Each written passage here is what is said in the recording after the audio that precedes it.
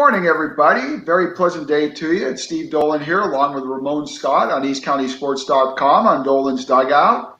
Well, of course, if you've been following the San Diego Padres, you know it wasn't such a great series against the Milwaukee Brewers. Have the Los Angeles Dodgers coming up again this weekend. And without further ado, wanted to introduce Ramon Scott. And Ramon, ask you about your impression about what's going on with the Padres right now. Well, I guess we'll tune in again this weekend, Steve, a 4-game set against the Dodgers. I guess it's not the best time for a 4-game series against this team, considering their season trajectory and how we're performing right now. It wasn't a great series against the Brewers, but we cautioned the people heading into that 3-game set.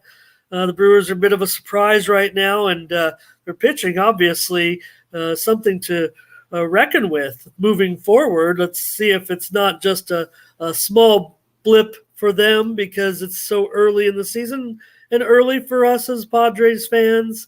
No worries, no panic. There's some obviously things to consider moving forward, the things that occurred in this series, things that are still occurring on the injury front that's kind of preventing this team from being at full strength. We're just going to have to somehow summon up the ability to knock these guys off in their home ballpark this weekend. I will tell you this, Steve, the Padres maybe were somewhat overvalued by my friends up in Vegas to start the season, but the value may be coming back this weekend against the Dodgers.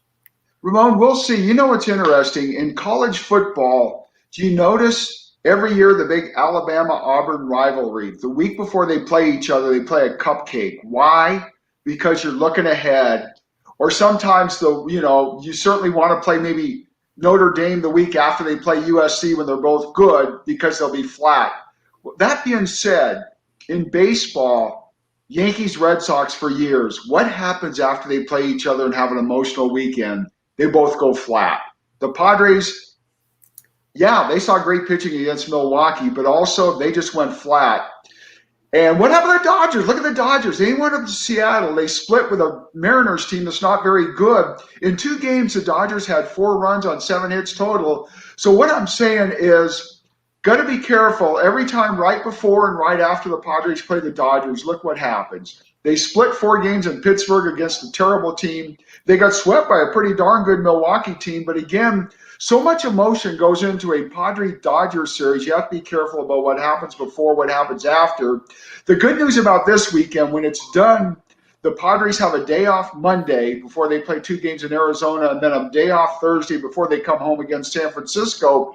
What's good about that? They're going to need the breather for 2 reasons. Number one, as I say, the emotion of coming off playing the 4-game series against the Dodgers.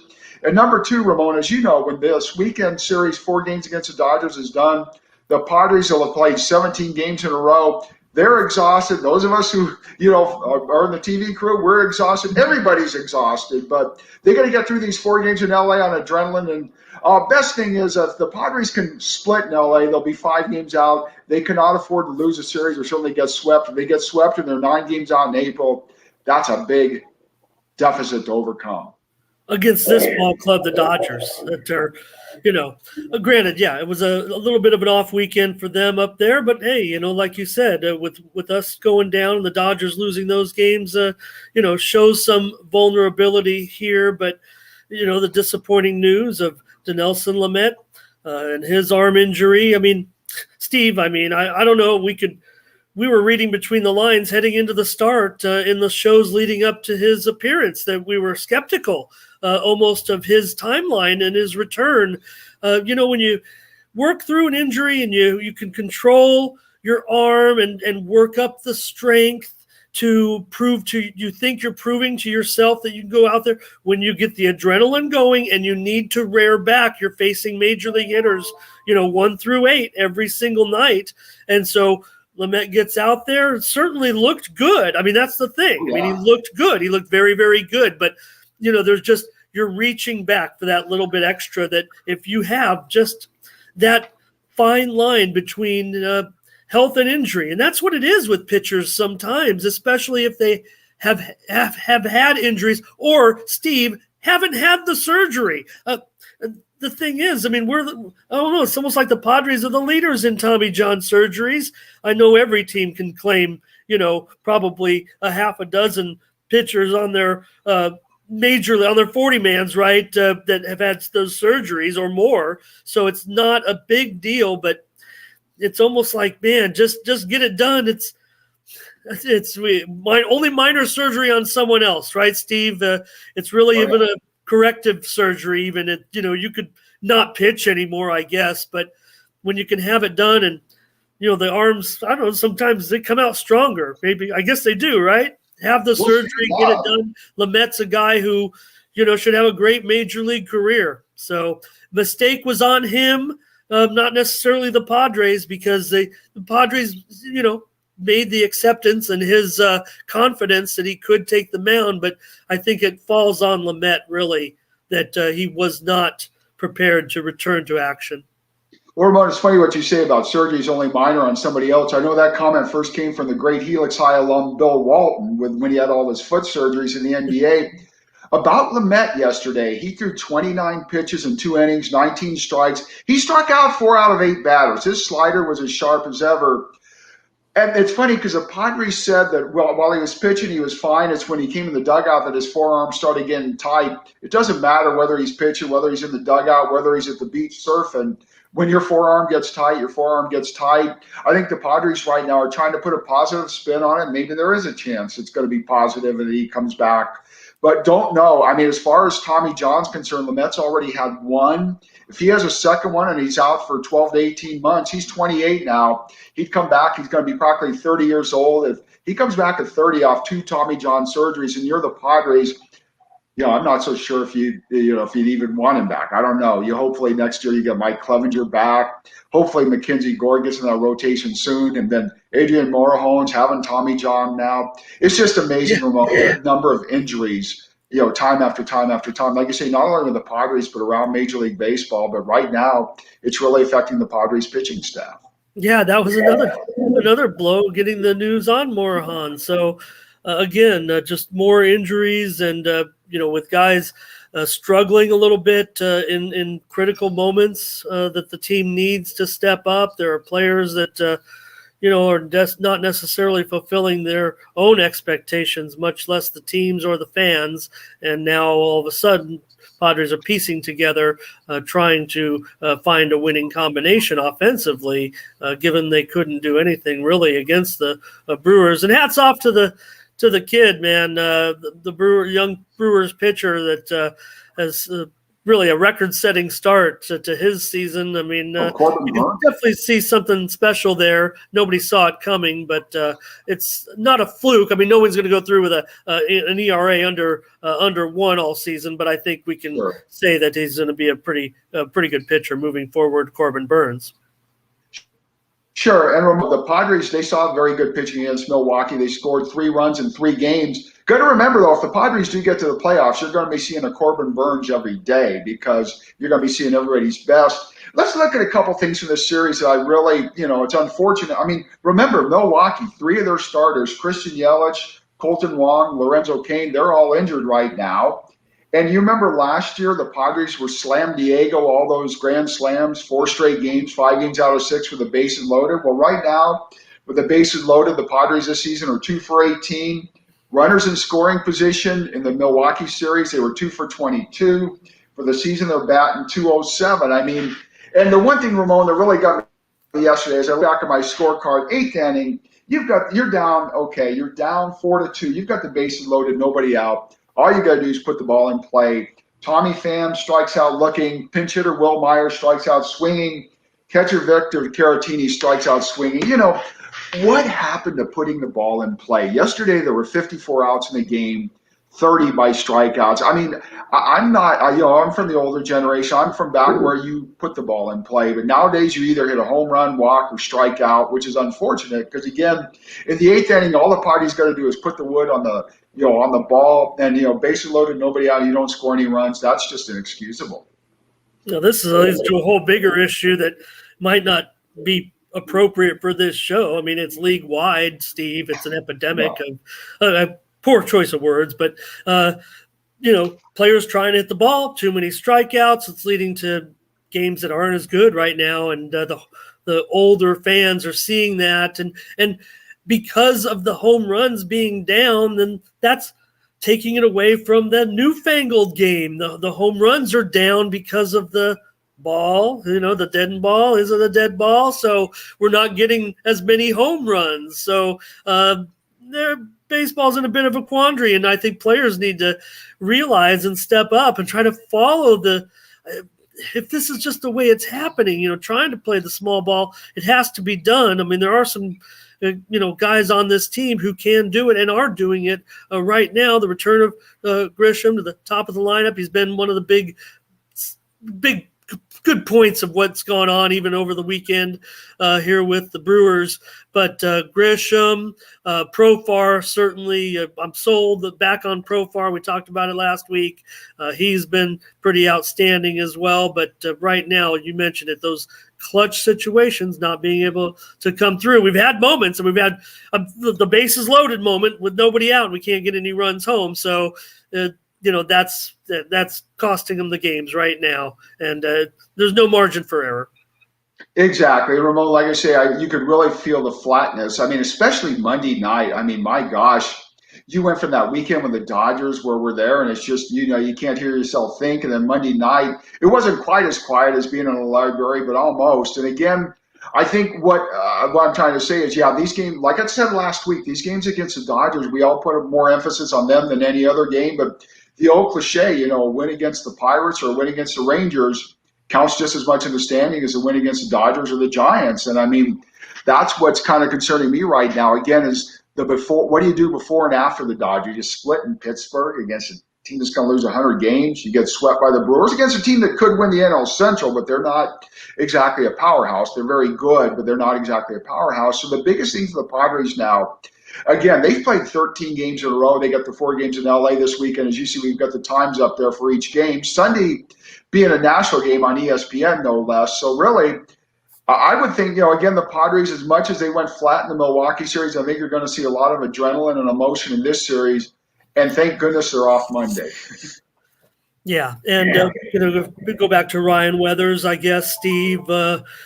Also, get around to the top of the order with Darvish, Snell, and Musgrove. So, I think there'll be some value on the Padres, and maybe we can catch the Dodgers in a little bit of a lull here. The Padres are funny, unable to take advantage really of Manny Machado's hot streak. I mean, when you got your best guy playing his best, that's when the rest of the lineup needs to step up. So I think that's been one other disappointment with the offense in that Brewer series, is you got Manny Machado heating up and the team not being able to take advantage. Exactly. I mean, it's just unfortunate that right now that the Padres, again, they can't get a hit with runners in scoring position. 2 for 22 against the Brewers. On the season, again, having a 207 average with runners in scoring position. As you know, Eric Hosmer, until he struck out the end of the game yesterday with runners on second and third, he's been pretty darn hot. I mean, that's been one of the biggest bugaboos. And Ramon, this weekend, let's look at the pitching rotation. Again, today, you've got, the first 3 games are a repeat of what we had here, the first 3 games in San Diego last weekend. Tonight, you've got Ryan Weathers, who's 1-0 against Walker Buehler, who's 1-0. Friday night, you got the rematch of Yu Darvish, 1-1 against Clayton Kershaw, 3-1. Saturday night, you got Blake Snell, who still doesn't have a decision because he doesn't go more than 5 innings so far, against Trevor Bauer, who's 2-0.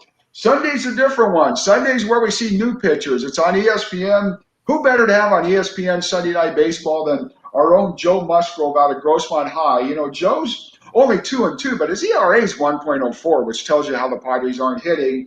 And the Dodgers on Sunday going with Dustin May, who's 1-1 with a 2.93 ERA. Again, Ramon, the big thing here for the Padres, if they can at least split in LA and come out there, still 5 games out, but again, getting a little bit of a breather, which they really need, a day off Monday and a day off Thursday. Yeah, I was going to ask you about this workload. I don't know if you know, did any other team have as many consecutive games as the Padres are have on this string of games without a day off? It was a topic of conversation. Right now, the Padres have played 1 more game than anybody in baseball. And, like I say, at the end of Sunday, it'll be 17 games in a row. in the contract, the owner's player's contract that expires December 1st, and let's hope it gets renewed before next season. But right now, the maximum you can play is 20 days in a row. So the Padres are coming close to that. But yes, they have played one more game than anybody else in baseball. And sadly, Ramon, with Lamet going out after 2 innings yesterday, the big concern, of course, is your bullpen worked 7 innings yesterday. Pretty much everybody but the closer Mark Melanson got in. So what you're going to have to do today, I think they're probably going to call up Nabil Crismatt. If you remember, Crismatt's the one who ate up 5 innings one game in Pittsburgh when the bullpen was needed. After Snell only went 2/3 of an inning. So basically the bullpen is just about worn out right now. That's my concern. And another concern I have is Coach John Quintera, the great coach on 97.3 The Fan. Patience is a virtue.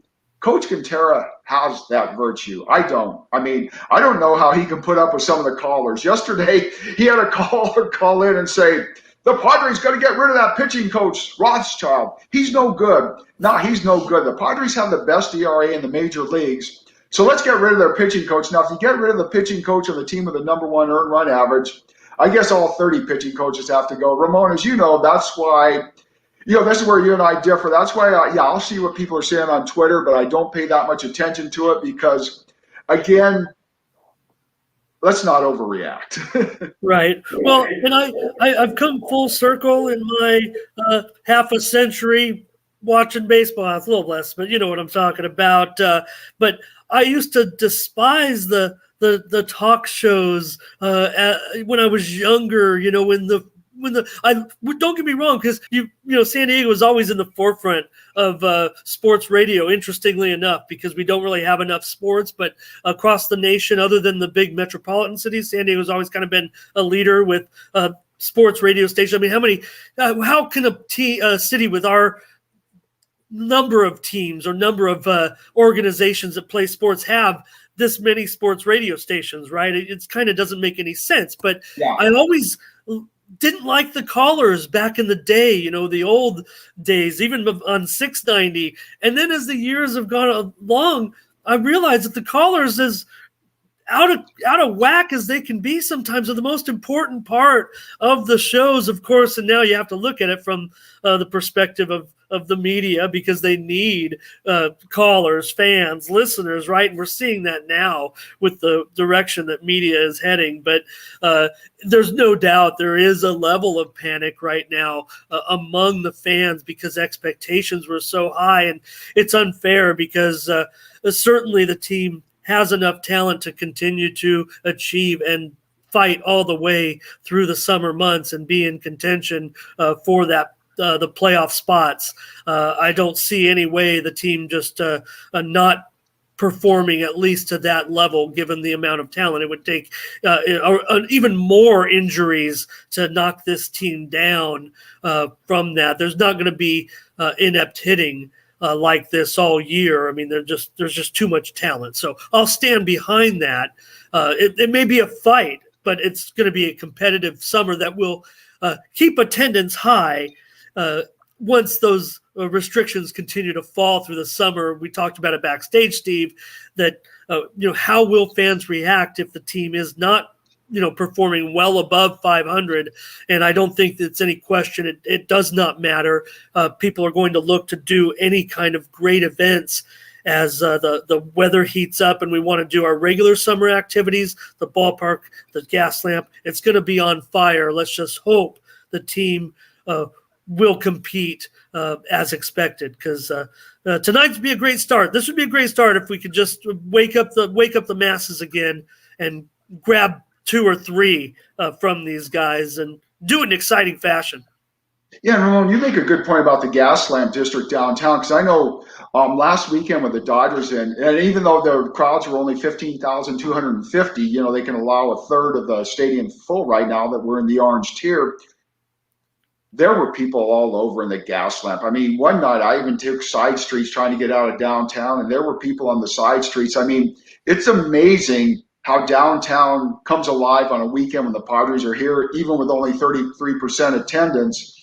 And, so again, I always tell people, unless you're going downtown for a ball game on a weekend when the Padres are home, unless you just like getting stuck in a mob, stay away. But one thing, Ramon, going back to the Padres, as you know, myself being really blessed to be the statistician for the All Padre games on Valley Sports San Diego. As you know, I'm a numbers guy. Sometimes numbers can be overdone. Right now, the Padres have played 20 games out of 162. So basically, their season's about at 1/8 over.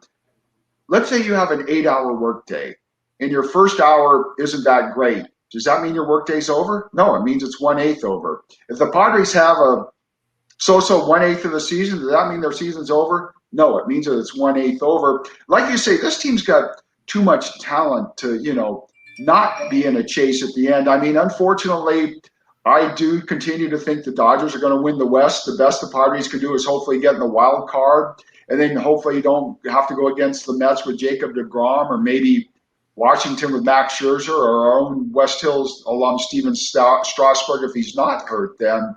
Yeah. But like I say, with the Padres, basically what their season's probably going to come down to is a one-game wild card where hopefully you win that. But as you know, look at the 2010 Giants. That started their run of 3 World Series titles in 5 years. They did it last year as a wild card, so there's nothing wrong with being a wild card. The bottom line is you just got to get in and hope from there. Yeah, and just to add on Strasburg, I'm hoping good things for him, and we'll see what happens. I'm concerned, as is everybody right now, about his potential to compete further this season. So let's hope for the best there.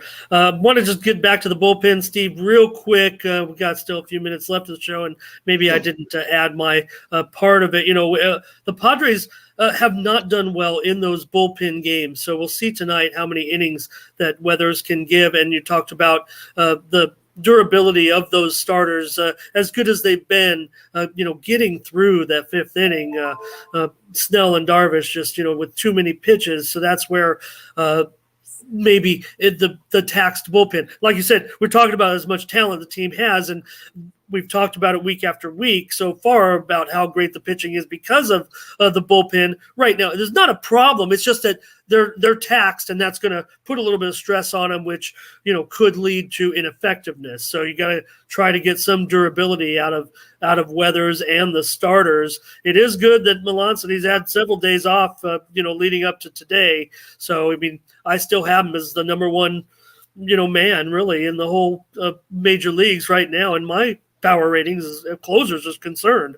So I mean, there are other great closers that are maybe better potentially than him, but I think right now when he gets in there, he looks like one of those guys, one of those automatic guys that you want, that the Padres have had great tradition with over the years. I mean, it could be it's almost under the radar a little bit to casual fans locally because he's that good. And if Padres get into a situation where they are winning a string or a series of games, we're going to hear more about Melancon's ability and see more from him. I know we've seen a lot, but he's a real strong point. So we've got to get through those early innings with these starters, and that's where a lot of the problems lie because of the injuries to the rotation. So what can we do, Steve, other than trying to get a guy back to shore up that, make it a little more comfortable for these guys in that bullpen? There's no doubt when we can use just a couple, we need them all. They're great,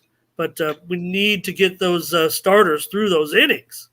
Well, Ramon, I agree. There's 2 starters you can count on to go 6-7 innings, and that's, of course, Joe Musgrove out of Grossmont High School here in East County, and Yu Darvish.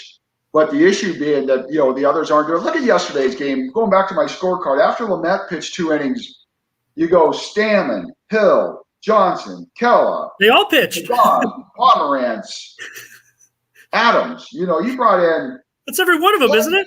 7 guys out of the bullpen. And that's why I say, and tonight, Ryan Weathers, what are you going to get? Maybe 4 innings out of him? That's why I say you're probably going to bring Nabil Christmas up because he gave you 5 innings before. And you're probably going to need innings out of him tonight if indeed he is the one that comes up. But that's the issue, really. And it's an issue that I have, but I don't want to say why I think so. I will say why I think so. I think, Ramon, if I tell you you're a 5-inning pitcher, you're going to pitch 5 innings. The problem nowadays, too many pitchers are 5-inning pitchers, and that's what's hurting baseball. That's what's hurting the Padres right now. Because again, Yu Darvish's last 2 starts, both times he's gone out, it's basically been like you got to give a 7, and he has. And Joe Musgrove does that too. But with everybody else, Blake Snell doesn't even average 5 innings a start the last couple of years. And his issue is, too many pitches. His last start, 95 pitches to 19 batters. My best math tells me that's 5 pitches per batter, 10 3-ball counts on 19 batters. Blake Snell's got a lot of talent. I think, the behind-the-scenes people say he's just got to quit nibbling so much, go after people. Blake's very, he thinks a lot, and that's good. But on the other hand, he's got to, get guys out on 1, 2, 3 pitches. You can't go 5 pitches to every batter because then you're not going 5 innings. And you're right, Ramon. This bullpen's taxed right now, and they got 4 games in LA this weekend. My best guess is you're going to have guys going up and down these next 4 days just to get through these next 4 games with enough relief pitchers. Yeah. And as far as, still working so hard and, it's almost what I talked about a few minutes ago, Steve, with the direction of the whole game of baseball, right? The reason why we have guys who are only, 4 or 5 inning pitchers, and you see the type of injuries that occur nowadays that maybe didn't occur, 30, 40 years ago because guys were more durable, pitching to contact. You didn't have to rear back and fire so much in the early innings like these guys are just going out and, throwing so hard and using so many pitches because it has become that game of swing and miss or hit and miss, right? Home run or strikeout. So that's kind of what's evolved in this whole thing. And, funny, it kind of goes back to some of those craftsmen, right, on the mound that had a little bit of junk to their game a little bit, right, that could maneuver around lineups a third time through using different pitches. So, I think there's something to that. You look at Musgrove, he's not a fastball pitcher. He's got a fastball, decent fastball. Maybe it's not as good as it was. Maybe it's still pretty good, but he doesn't use it that often, and he goes a lot of innings, right? And he still registers a lot of strikeouts. So craftsmanship is a lot of the key to the game. But because pitchers are so in need, like they always say, Steve, right? If your kid's left-handed, you better get him out there throwing a baseball. You got a chance to, get him a scholarship or a job in the major leagues because pitching is hard to come by. So guys just work up their arm strength to be overpowering pitchers, shortens their career a little bit, doesn't always work out. A lot of these arm injuries, a lot of these surgeries, I think it's just the nature of the game now. So, let's get back to small ball and complete games. Yeah, and Ramon, one thing about pitch counts being so high, part of it too is hitters now are taught to try to go 3 and 2 every at bat. And part of the issue with that, especially with the Padres, when you're against better pitchers like you're going to be with the Dodgers and you were with the Brewers, you may only get one good pitch to hit. If it's the first pitch down the middle, hit it. That's what the Brewers did against Chris Paddock a couple nights ago. Forget about always working the count to 3 and 2. Worry more about hitting the best pitch you can get and not working it to 3 and 2 and fouling off a couple pitches and hoping you maybe get a walk or whatever happens from there. Let's just, again, against a guy like Buehler tonight who throws so hard, or Clayton Kershaw who's so crafty, or, against Trevor Bauer who's, a power pitcher, don't always work it to 2 strikes. We're in the hole.